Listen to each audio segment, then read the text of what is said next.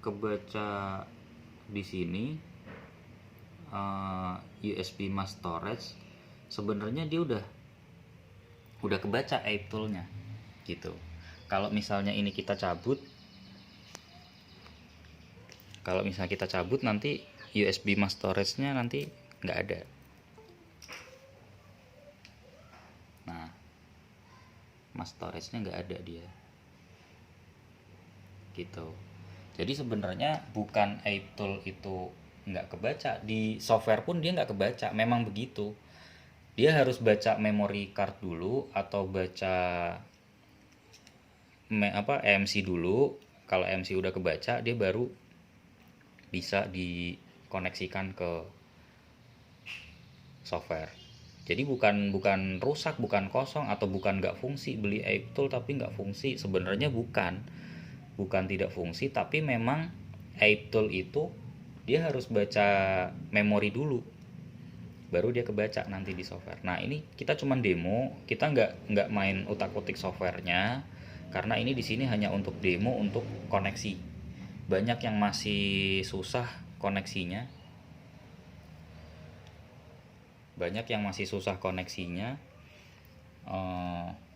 biar biar paham, ngerti bener. Jadi koneksinya seperti itu. Ini kita lihat di sini di layar. Nah, ketika udah di sini udah terdeteksi udah kita colok, terus kita baru pasang ininya. Pasang jamperan. Kalau misalnya pakai jamperan, ini kan kita nggak pakai jamperan. Nah, seandainya dia belum kebaca nih, tinggal klik reset aja.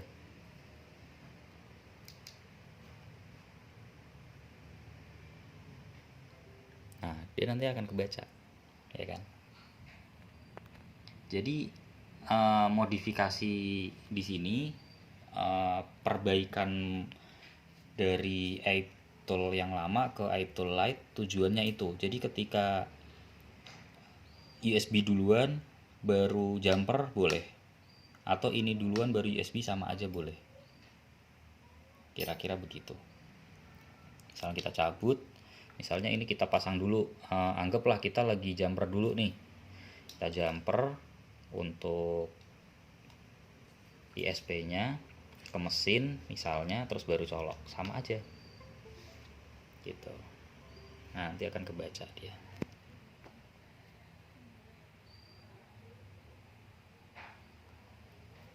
Jadi yang mau dimodifikasi sendiri nanti dikasih untuk gambar skemanya, skema untuk perubahan modifikasi, supaya koneksinya bisa USB dulu baru jumper biar terkoneksi. Jadi kalau persoalan aib tool nggak connect, sebenarnya nggak. Aib tool udah kita cek semua produk, waktu penjualan kita pastikan barang berfungsi. Jadi semua produk, insya Allah nggak kelewatan satupun, kita pasti kontrol. Jadi sebelum kita repack, sebelum kita bungkus, sebelum kita kirim, kita pastikan barang itu koneksi dulu.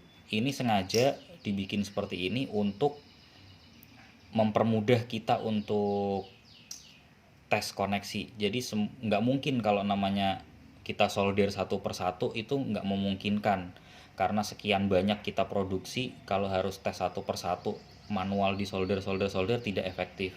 Jadi sengaja ini memang kita pakai untuk tes koneksi. Jangan dilihat jumperannya jelek atau gimana, memang ini untuk mempermudah kita kerja. Jadi kalau misalnya kita udah perakitan, udah barang udah produksi, udah jadi, ya kan, sebelum kita kemas, kita tes dulu seperti ini, kita koneksikan, dia kebaca, baru oke, lulus, ya kan, barang ini lulus, barang ini berfungsi, baru kita pack. Dan kita packnya juga aman, pakai bubble wrap juga, pakai kardus juga. Jadi insya Allah aman, barang berfungsi. Jangan istilahnya hilangkan ragu ini barang pasti berfungsi nggak, connect nggak. Insya Allah yakin barang pasti fungsi. Jadi kalau misalnya ada yang belum terkoneksi ya itu nanti tinggal tinggal ininya aja, tinggal mungkin belajar untuk nyolder lagi atau belajar koneksi tadi yang biasanya.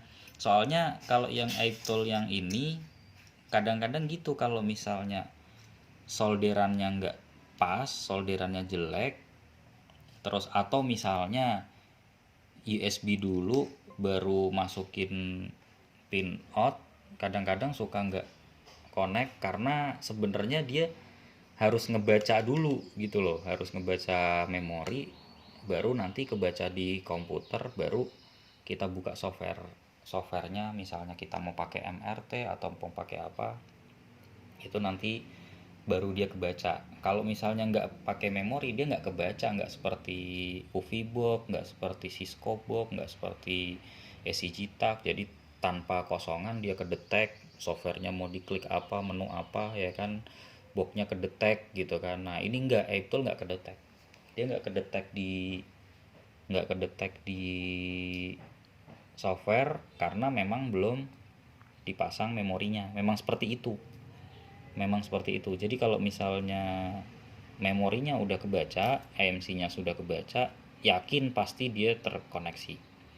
Jadi iTool-nya ini udah pasti semuanya lulus, insya Allah lulus uji semua satu persatu, nggak bakalan kelewatan. Kita pasti kontrol. Misalnya ketemu ada yang nggak fungsi, misalnya ketemu kita yang nggak fungsi, pasti kita pinggirin, nggak bakalan kita masukin, kita repack atau kita jual. Jadi yang udah dijual udah lulus lulus uji semua.